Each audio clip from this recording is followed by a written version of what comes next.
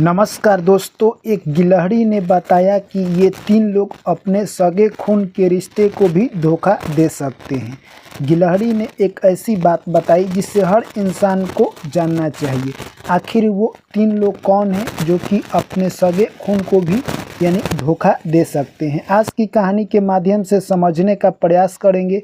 जो भी हमारे मित्रगण पहली बार चैनल पर आए हैं, चैनल को सब्सक्राइब कर लीजिएगा और नोटिफिकेशन को ऑन कर लीजिएगा। चलिए कहानी को शुरू करते हैं। एक छोटा सा नगर था। उस नगर के बगल में एक बहुत बड़ा जंगल था। उस जंगल में एक गिलहरी और कौवा की जोड़ी रहा करती थी।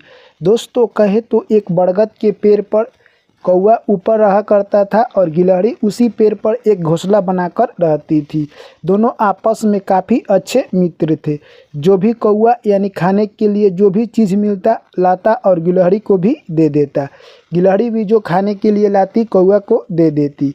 यह सब देखकर बाकी जानवर उससे जलन करते थे और कहते थे कि गिलहरी और कौवा की दोस्ती इतनी अच्छी कैसे हो गई। एक दिन की बात है, कौवा एक बरगद के पेड़ पर बैठा हुआ था। तभी गिलहरी से कहता है कि हे गिलहरी बहन, आज मेरा मन नहीं लग रहा है क्योंकि कुछ अपने ही लोग मुझे धोखा देकर चले गए हैं। तभी गिलहरी कहती है कि तुम्हारा मन आखिर क्यों नहीं लगता है। कौवा अपना पूरा कहानी सुनाता है। तभी गिलहरी कहती है कि अपने लोग ही हमें अक्सर धोखा देकर जाते हैं। 3 ऐसे लोग हैं जो कि सगे खून के साथ भी धोखा दे देते हैं। अगर तुम इस कहानी को कौवा भाई पूरा सुनते हो तो आज के बाद तुम ज़िंदगी में कभी धोखा नहीं खाओगे। उसके बाद कौवा कहता है, हे गिलहरी बहन, तुम कहानी शुरू करो। उसके बाद गिलहरी कहती है कि एक राज्य था, उसमें एक राजा रहा करता था जो कि राजा काफ़ी प्रतापी था। उसके राज्य के सभी लोग यानी सुख समृद्धि यानी संपन्न थे। राजा सभी प्रजा को अच्छी तरह से देखभाल किया करता था। परंतु उसके गांव में एक चोर रहा करता था जो कि काफ़ी मेहनती था। वो दिन भर चोरी करता, परंतु चोरी करने के बावजूद भी उसका जीविका अच्छी तरह से नहीं व्यतीत हो रहा था क्योंकि वो छोटा मोटा चोरी करता। ऐसे ही वो चोरी करता गया और समय निकलता गया। एक दिन चोर बैठकर सोच रहा था कि मैं छोटा मोटा चोरी करता हूँ, उससे मेरा जीवन याचिका नहीं चल रहा है। अगर मैं पकड़ा जाऊंगा तो मुझे सज़ा उतना ही होगी जितना कि बड़ा चोरी करने पर होगा। चोर ने सोचा क्यों ना एक बड़ा चोरी की जाए और चोर प्लानिंग बनाता है राजा के घर में चोरी करने का। अगले दिन जैसे ही रात्रि होती है, चोर यानी चोरी करने के लिए निकल जाता है और राजा के राज दरबार में जैसे तैसे प्रवेश कर जाता है। और जहाँ पर खजाना था वहाँ पर देखता है कि बहुत सारे सिपाही पहरे कर रहे हैं। यह सब देखकर चोर को कलेजा धक धक करने लगा और सोचने लगा, मैं किस मुसीबत में आकर फंस गया हूँ। यहाँ से निकलना बहुत मुश्किल है। अगर मैं इस खजाने की तरफ देखता भी हूँ तो मेरी जान जा सकती है, इसलिए खजाना को लूटना काफ़ी मुश्किल है। अब चोर सोचने लगा कि मैं इस राज्य में आ गया हूँ तो खाली हाथ नहीं जाऊँगा, कुछ न कुछ चोरी करके जाऊँगा। आगे जैसे ही बढ़ता है तो राजा के कक्ष में प्रवेश कर चोर देखता है कि राजा सो गए हैं और रानी बैठी हुई है। तभी चोर सोचता है कि मैं कुछ देर वेट कर लेता हूँ, जैसे ही रानी सो जाएगी मैं राजा का कोट पहनकर इस राज दरबार से निकल जाऊँगा। चोर वहीं पर खड़ा होकर आराम करने लगता है और कुछ देर के बाद देखता है तो रानी अभी नहीं सोई है। तभी चोर सोचता है कि ऐसे खड़ा होकर रहने से मेरा पैर थक जाएगा और मैं भाग भी नहीं पाऊंगा। यहाँ पर एक कुर्सी है, उसी पर मैं बैठ जाता हूँ। चोर जैसे ही बैठने के लिए कुर्सी पर जाता है, गिर जाता है। काफ़ी तेज़ आवाज़ आती है जिससे राजा तो नहीं जगता है, परंतु रानी जगी हुई थी। वो तलवार निकालती है और खाली पाँव दौड़ी हुई चली आती है। तभी देखती है कि एक चोर कुर्सी उठा रहा था। तभी रानी कहती है कि तुम कौन हो और इस राज दरबार में इतना सुरक्षा होने के बावजूद तुम कैसे घुस गए हो। वो चोर अपना पूरा कहानी सुना देता है। उसके बाद रानी उसके गर्दन पर तलवार रख देती है और कहती है कि मैं तुम्हें एक ही शर्त पर छोड़ सकती हूँ, जब तुम मुझसे समागम करोगे। यह सब बात सुनकर चोर कहता है कि कहाँ आप रानी और मैं गांव का एक चोर, ये हम दोनों के बीच कैसे हो सकता है। रानी कहती है कि अगर तुम नहीं करोगे तो मैं तेरा सर धड़ से अलग कर दूंगा। अगर मैंने राजा को जगा दिया तो वो तुम्हें इसी वक्त मरवा देंगे क्योंकि तुम उनके राज कक्ष में प्रवेश कर गए हो। चोर ने सोचा कि अगर मैं ना कहता हूँ तभी मेरी जान जाएगी और हाँ कहता हूँ तभी जाएगी, क्यों ना मैं हाँ ही कह दूँ। तभी चोर कहता है ठीक है, मैं आपके साथ समागम करने के लिए तैयार हूँ, परंतु मुझे 5 मिनट की टाइम चाहिए। दोस्तों वो 5 मिनट का टाइम लेता है और बाथरूम के बहाने जाता है। तभी देखता है कि बाथरूम के बगल में कुछ यानी अंधेरी है। उसी अंधेरी का फ़ायदा उठाता है और वहाँ से वो निकल जाता है। जैसे तैसे भागकर वो मेन गेट पर आता है। तभी देखता है कि वहाँ पर एक दरवान बैठा हुआ था और बोलता है कि तुम इधर कहाँ से आ रहे हो। तभी चोर अपना सारा कहानी और किस्सा सुना देता है। चोर पहले से ही डरा हुआ था।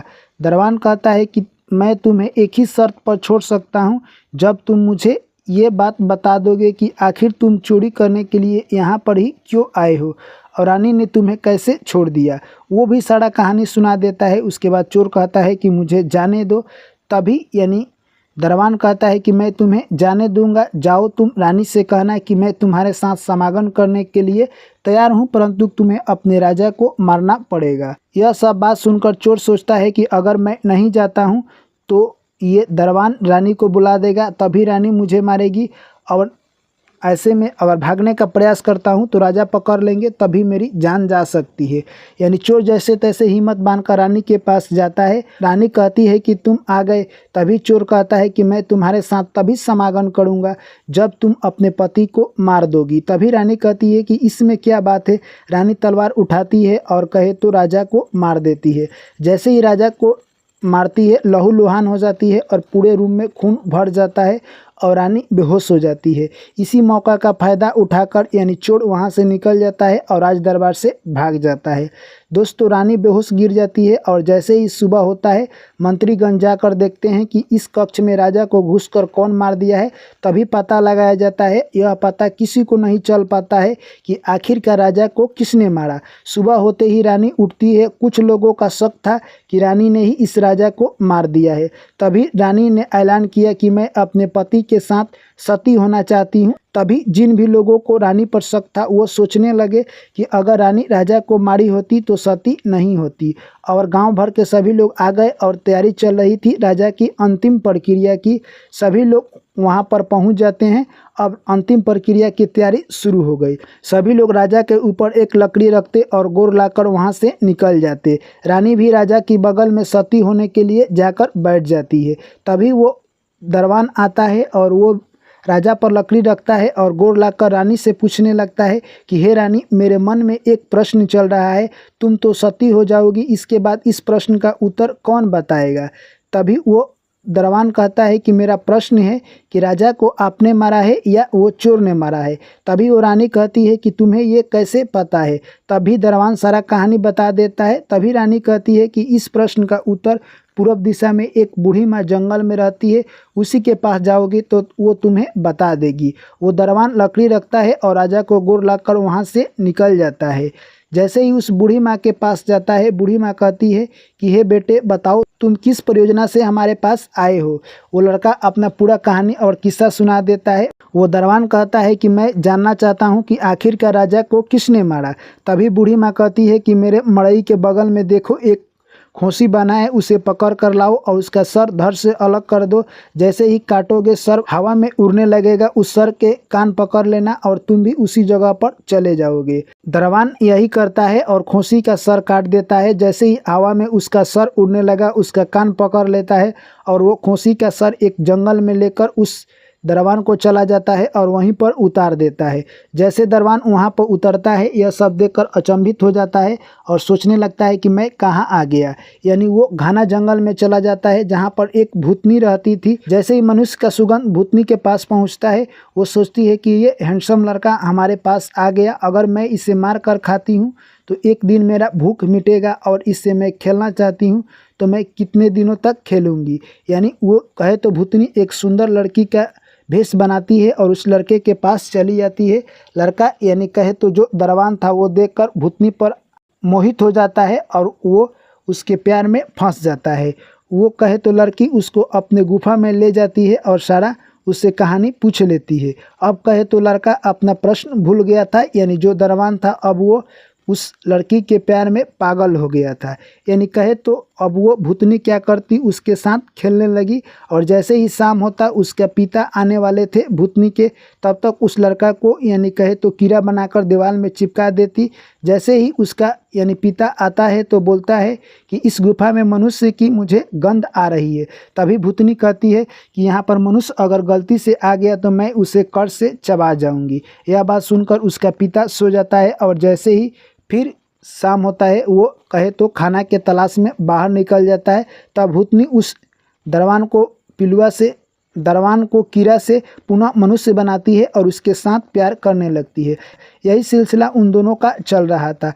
कुछ दिन ऐसे ही समय निकल गए। जब दरवान का मन भर जाता है उस भूतनी से, वो सोचता है कि मैं कैसे घर जा सकता हूँ, परंतु वो घर वहाँ से बचकर नहीं जा सकता है। एक दिन की बात है, भूतनी ने उसे कीड़ा से मनुष्य बनाया और वो दोनों प्यार की बातें कर ही रहे थे। तभी भूतनी को नींद आ जाता है और वो सो जाती है। यह मौका का अवसर उठाकर यानी कहे तो दरवान वहाँ से निकल जाता है और जंगल में जैसे ही आता है उसे पता नहीं चलता है कि किस दिशा की ओर मेरा घर है, और एक ही दिशा की ओर कुछ दिनों तक दौड़ने के बाद वो पुनः अपने घर आ जाता है। जैसे ही घर आता है अपने बीवी बाल बच्चे से मिलकर वो काफ़ी खुश होता है और तभी अपनी ज़िंदगी यहीं पर बिताने लगता है। कुछ दिन जैसे ही बीत जाते हैं फिर उसको उस लड़की की याद आती है और सोचता है कि मैं पुनः उस लड़की के पास जाऊंगा, और उस बूढ़ी माँ के पास जाता है और कहता है कि हे बूढ़ी माँ, तुम मुझे उस लड़की के पास पहुंचा दो। तभी बूढ़ी माँ कहती है कि ये दरवान आज से कुछ दिन पहले मेरे पास आया था, जो कि राजा का प्रश्न लेकर आया था। अब की बार ये उस लड़की से मिलना चाहता है। तभी बूढ़ी माँ कहती है कि हमारे पास पहुँचाने के लिए कोई साधन नहीं था, क्योंकि हमारे पास एक ही बकरा था जो कि आपने मार दिया।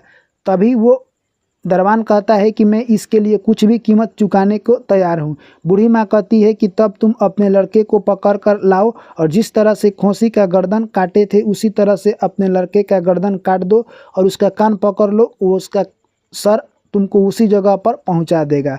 वो घर जाता है, अपने लड़के को लाता है और बोलता है बस यही काम करना है।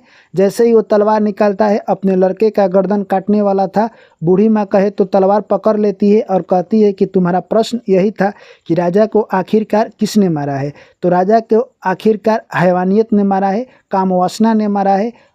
जिसके ऊपर काम वासना आ जाती है वो किसी को नहीं चिंता है और वो किसी का कत्ल कर देता है। ठीक उसी प्रकार राजा को न तो रानी ने और न ही चोर ने मारा है, सिर्फ हैवानियत ने मारा है।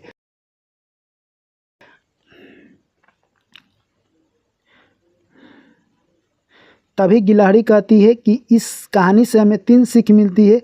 जो व्यक्ति यानी जिसके ऊपर हैवानियत सवार हो जाता है वो किसी को भी नहीं चिंता है, चाहे सगे अपना खून हो या पुत्र हो या कोई हो। जिस तरह से वो दरवान अपने पुत्र की नटी काटने के लिए तैयार हो गया था, उसी तरह से जिसके ऊपर हैवानियत सवार हो जाता है वो किसी को नहीं पहचानता है और उसे मार देता है। और दूसरा, पापी व्यक्ति को न आगे और पीछे कुछ नहीं सोचना है, वो पाप करते चला जाता है और उसका परिणाम उसे भोगना ही पड़ता है।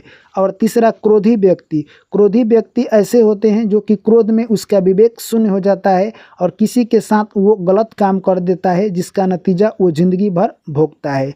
तो ये ऐसे 3 लोग हैं जो कि अपने खून के साथ भी यानी गद्दारी कर सकते हैं। तो ऐसे लोगों से हमें दोस्ती नहीं करना चाहिए, इन लोगों से दूरी बनाकर रखना चाहिए।